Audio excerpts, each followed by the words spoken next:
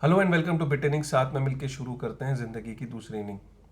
आपने रिसेंटली कुछ ऐसे वीडियोस देखे होंगे जिसमें पार्लियामेंट के अंदर फाइनेंस मिनिस्टर से सवाल पूछे गए क्रिप्टो को लेके, जिसमें हमारी फाइनेंस मिनिस्टर ने कुछ आंसर्स किए।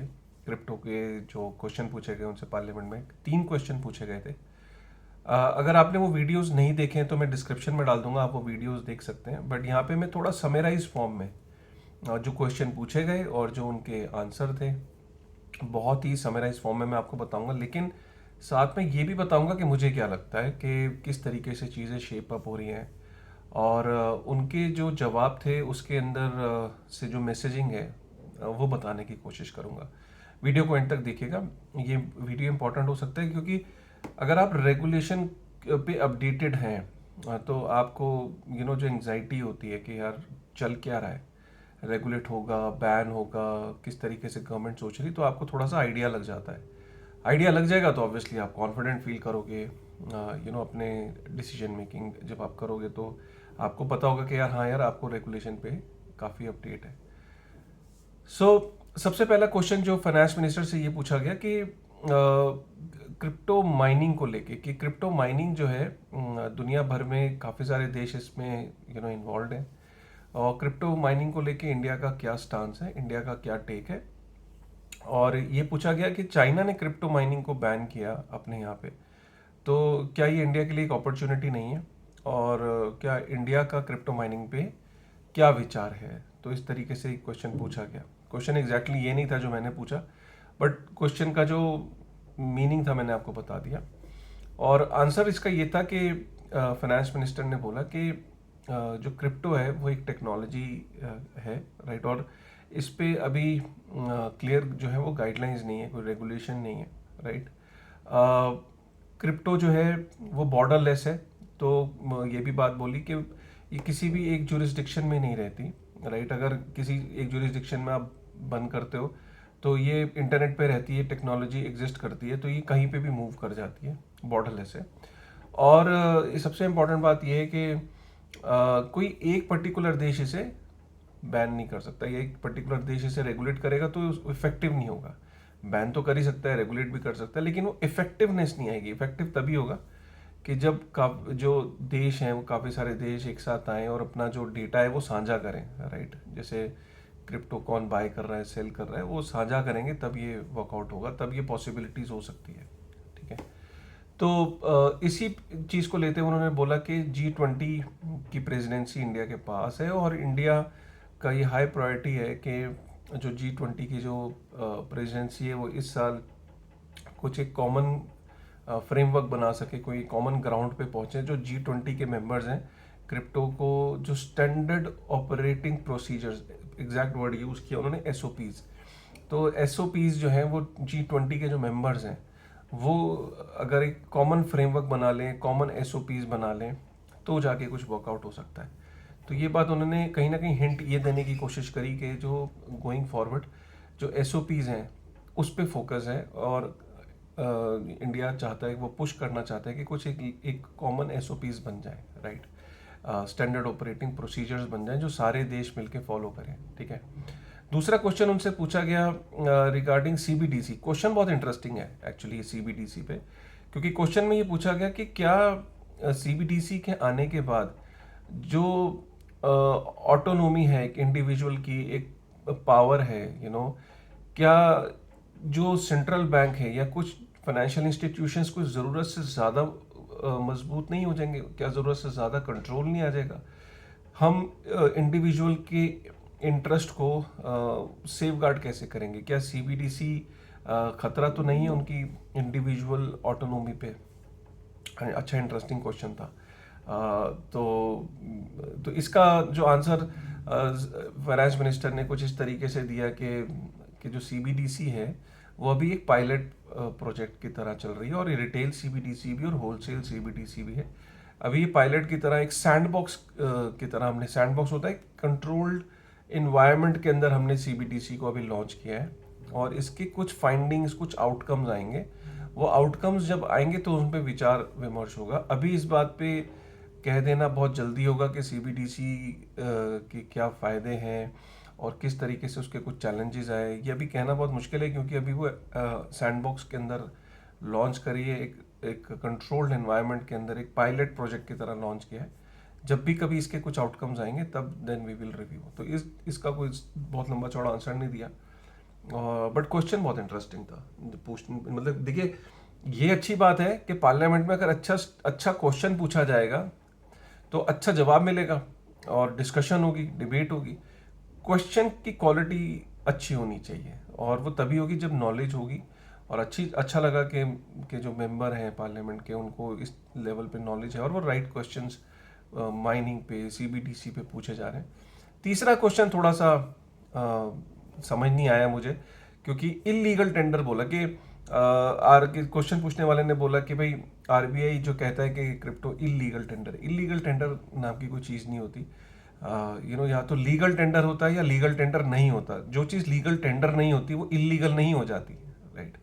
जैसे कि गोल्ड है, गोल्ड लीगल टेंडर नहीं है तो इसका मतलब ये नहीं कि वो इलीगल हो गया। बिटकॉइन है या क्रिप्टो है, ये लीगल टेंडर नहीं है, लेकिन इसका मतलब ये नहीं कि वो इलीगल हो गए, राइट। बट क्वेश्चन पूछने वाले ने बोला कि आरबीआई ने बोला इलीगल टेंडर है, सुप्रीम कोर्ट में भी केस लड़ा गया, तो क्या गवर्नमेंट ने टीडीएस भी इम्प्लीमेंट किया? तो उसका पहला सवाल ये था कि गवर्नमेंट ने टीडीएस कितना इकट्ठा किया, और दूसरा सवाल ये था कि जो गवर्नमेंट है, जैसे सुप्रीम कोर्ट ने क्रिप्टो के फेवर में मार्च 2020 में वर्डिक्ट सुनाई थी कि आरबीआई का बैन हटाने की बात करी थी, सुप्रीम कोर्ट ने ऑर्डर किया था, क्या उसका रिव्यू पिटीशन डालेंगे?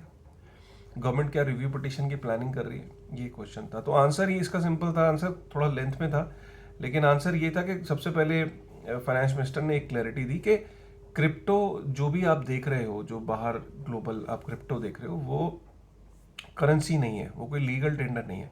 लीगल टेंडर वो होता है जो सॉवरन नेशन अपनी करेंसी को सॉवरन नेशन की जिसको बैकिंग होती है, जिस करेंसी को, तो हमारे केस में आईएनआर है, सो वो सॉवरन करेंसी है हमारे भारत की और उसको सेंट्रल बैंक इशू कर रहा है, वो लीगल टेंडर है।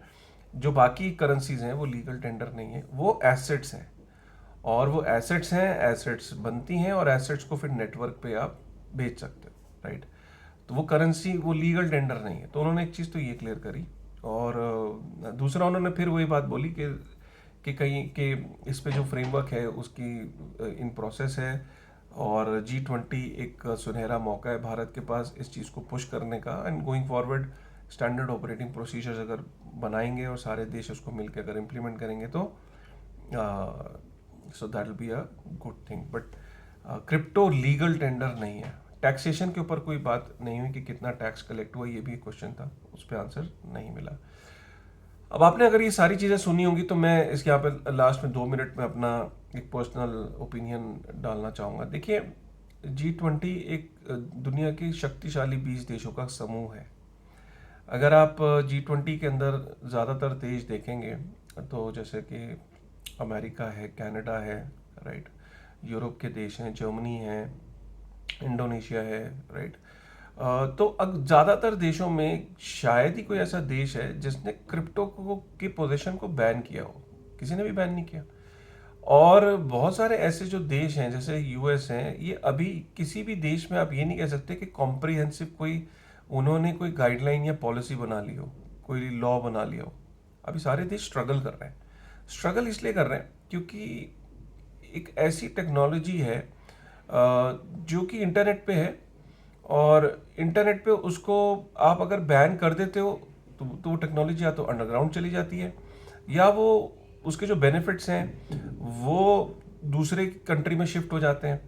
और जो डीफाई है, जो एनएफटीज हैं, क्योंकि ये हर वक्त हर पल इवॉल्व हो रही है ये इंडस्ट्री, ये एक जगह स्टक नहीं है। 2017 में आईसीओज आए, उसके बाद हमने एनएफटीज देखी, डीफाई देखा, हमने डाओ देखा, ये कंटिन्यूसली इवॉल्व हो रही है, मेटावर्स है। तो जो पॉलिसी मेकिंग है वो कोई एक ऐसा फॉर्मूला नहीं है, कोई ऐसी दवाई नहीं है, या ऐसा कोई ऐसी कोई चीज़ नहीं कि आपने आज बना दी और कल ज़रूरत नहीं है उसको इवॉल्व करने की, बनाने की। तो कोई भी देश अभी तक अगर कोई किसी तरीके का फ्रेमवर्क ला सका तो वो C5 पे ज़रूर लाया। जैसे यूएस में लाइसेंसिंग है, लाइसेंस लेना पड़ता है अगर आपको एक्सचेंज रन करनी है, ऐसे बहुत सारे देश हैं। तो टैक्सेशन पे बहुत क्लैरिटी है, C5 पे बहुत क्लैरिटी, C5 से मतलब है एक्सचेंजेस पे, या कोई लेंडिंग या बोरोइंग में अगर कोई डील कर रहा है तो उस पर क्लैरिटी है। लेकिन जो डीफाई है अभी उस पर कोई क्लैरिटी नहीं है। अभी यूएस तक में ये क्लैरिटी नहीं है कि सिक्योरिटीज क्या है, कमोडिटी क्या है।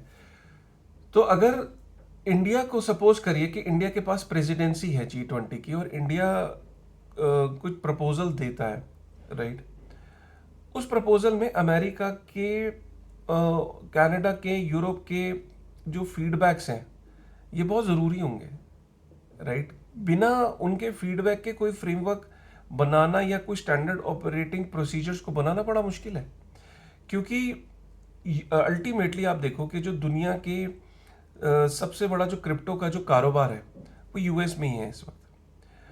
दुनिया की सबसे बड़ी माइनिंग कंपनी यूएस में है, दुनिया के सबसे बड़े वैलिडेटर्स यूएस में हैं, दुनिया के सबसे बड़े जो इथेरियम के ऊपर डीफाई प्रोटोकॉल्स हैं वो यूएस बेस्ड है। तो यूएस के अंदर भी क्रिप्टो का पोजीशन सबसे ज़्यादा है। तो अगर कोई स्टैंडर्ड ऑपरेटिंग प्रोसीजर बनना है, एसओपी बनना है, बिना यूएस की सहमति के नहीं बन सकता। और बिना यूएस की एजेंसियों को शामिल किए, जैसे कि वहाँ की जो जितनी भी एजेंसियां हैं, चाहे एसईसी है, सीएफटीसी है, वहाँ का जो स्विफ्ट नेटवर्क है, वहाँ का जो ओसीसी है, वहाँ का जो सेंट्रल बैंक है, तो ये जितने भी डिपार्टमेंट्स हैं वहाँ पे, फाइनेंशियल रेगुलेटर्स हैं, एफएसबी है, फाइनेंशियल स्टेबिलिटी बोर्ड है, ये जितने भी अगर आप डिपार्टमेंट्स को जब तक इनको साथ में लेके नहीं चलेंगे तब तक किसी भी तरीके का एसओपी एक्सपेक्ट करना बहुत बड़ी चीज़ होगी, क्योंकि किसी एक पर्टिकुलर प्रपोजल के अंदर उन सब लोगों की सहमति को लेना। और जहाँ तक मैं यूएस को जानता हूँ, यूएस बहुत प्रोग्रेसिव चल रहा है, अगर चाहे वो स्लो चल रहा है बट एटलीस्ट C5 पे काफ़ी हद तक उसकी चीज़ें कंट्रोल में।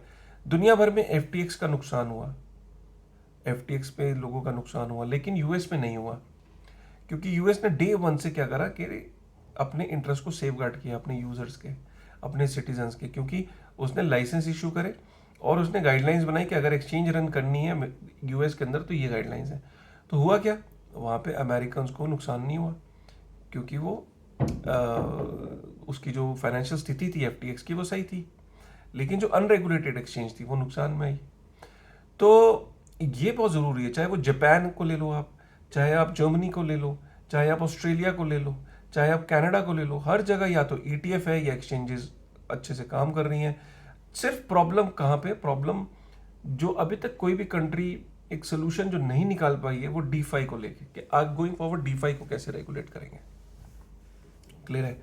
सो ये बहुत इंपॉर्टेंट है सब चीज़ों को समझना। और 2023 के एंड होते होते अगर ये SOPs आती भी हैं, फिर उन SOPs को इम्प्लीमेंट करना, उनको लॉ के फॉर्म में कन्वर्ट करना, फिर उसे पार्लियामेंट में ले जाना, और 2024 में इलेक्शंस है, राइट।